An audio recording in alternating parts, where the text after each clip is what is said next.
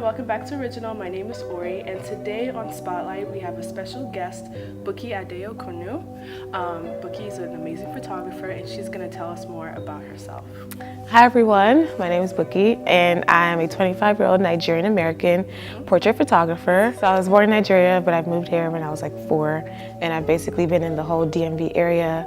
I went to George Mason University. Okay. Got a degree in information systems and operations management, and I minored in art and visual technology. Oh wow, that's exciting. Yeah. So did your minor precede your interest in photography? Or how did your interest in photography start? So I've always kind of been interested in photography. I remember when I was younger, I had the option between a laptop, a camera, and a cell phone. Really? And I chose a camera. Like, nice. Thinking back, I'm like, what made me choose a camera? So I don't know. I just always liked photography, and I used to take my camera to like my friends' birthday parties. And then like people started asking me like, oh, can you take a picture of this thing and that thing? And then from there on, that's when I, got more serious and more passionate about it. And then my minor actually helped me determine what type of photography I wanted to get into, and I really liked the fine art aspect of it. And so after graduating, I focused more on like fine art portraiture photography. That's really cool. So when did you kind of make that switch between, because I know you were in college, when did you make that switch between interest to like business or professional, and when did you start getting paid for it? So I've technically been getting paid for it since I was like during college, I guess. Oh, okay. I mean, right. That's nice. And I guess after graduating is when I really had to switch. I had a job, and I like my jobs that I've had. However, I still wanted to continue on this route. And the more research I did, I saw, the opportunities that it could provide. And moreover, I just really enjoyed doing it. So that's when I kind of got more serious about it. And like, the more I did it, the more, I guess, positive outcomes I got from it, and so I just keep going. Awesome. So one thing about your photography that stands out to me, so I was scrolling through your website and I saw that you mentioned that you represent underrepresented people, so if you could speak more about that. Yes, so one thing since graduating I've been focusing on is giving a voice to people who don't normally have voices. And I mean, I know it's 2018 and we are getting more more exposure to women of color or like people with disabilities or things like that, but it's still, I feel like a lot of times when I see certain situations, especially recently, there's been a wave of like dark-skinned women in media. Yeah. However, I've noticed that they're like hypersexualized. Yes. So oiled up. Right, exactly. Right, and I see like, photographers, I know it's like their style and stuff, but they'll like drastically change the skin tones. And I'm like, her skin doesn't look like that in real life, Yeah. So my goal is really to kind of like eliminate the male gaze or like eliminate like just the over-sexualized images of people and just giving people voices that you wouldn't normally hear in regular media. Yeah, and I think to add on to that, I feel like whenever something gets popular, even though it is underrepresented populations, it still somehow becomes mainstream. Right. And so it's not really a pure representation. Exactly, yes.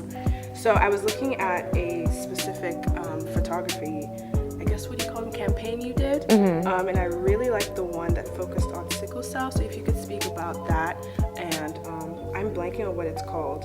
It's called the Warrior Series. The Warrior Series, right here, yes. I love the Warrior Series. I first saw it on Fumi's Instagram page, and then that's how I found you, and I was like, oh, I like her page, so I followed you.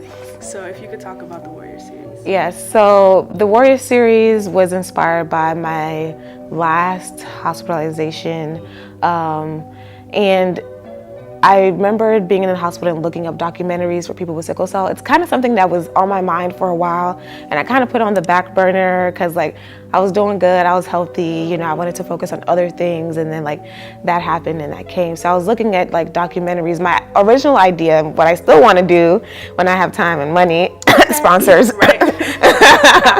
Right? Let's go Nikon. Is do a documentary, like an actual film following people with sickle cell, because all the ones I saw were talking about people who were like, and I know these are real stories of people, but they're just so sad and depressing, because I know there's another side to it, right? Like, I'm not always in the hospital, or I'm not always in pain. Like, what is the other side? And so my goal with the Warrior series was to show that other side, to show when we're not in pain. You don't look sick on an everyday basis. Like, what are you doing in your life outside of that? But moreover, like, how has sickle cell helped you even overcome and help you achieve your goals? Because I feel like for a lot of the people that I know with sickle cell, it's even more of a motivation for us to keep going. All right, so what is something that you would like the viewers to know about sickle cell? So I would recommend 3 ways to get involved. The first is to get educated, and if you are somebody with sickle cell, you should actually check out my brother and I's online community called Sickcell, SIKCELL, and it's an online community kind of like Facebook-ish, where we have patients and family of patients and people who just are curious. We have pharmacists, we have doctors, we have health advocates on there, and it's just a community for people to ask questions and share knowledge, and just, you know, sometimes it feels like you're alone in it, and it's just a way to let you know that you're not alone. So definitely check that out. And the second thing would be to donate blood. I will. Donate blood, donate blood. Like, you are literally saving a life when you donate blood. Especially for African Americans, like, a lot of African Americans don't donate blood, and it's easier to match blood types within races. Really? Yeah. So definitely help your brothers and sisters out. And not just for people with sickle cell, for anything. Yeah. I just don't like needles. I mean, it's like 2 seconds, and they give you juice and crackers. Like, you'll be all right. It's like hold something. Go with somebody. I can hold hands. Okay,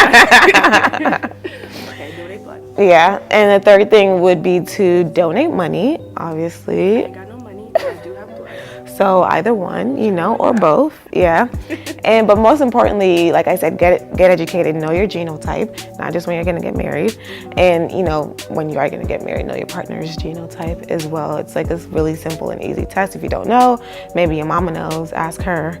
So yeah, get educated and share with others, and donate your time, blood, and money. Time, blood, and money, I like that. All right, Bukky, so what makes you original? I would say I'm original because of all the different experiences that I've had, from being born in Nigeria to moving here, and that whole process, and my interest in photography, being someone that grew up with sickle cell, being a preacher's kid, being a woman. All those little things make me me. I love that. Well, thank you for joining us today for this interview. Thank you for having me. Of course.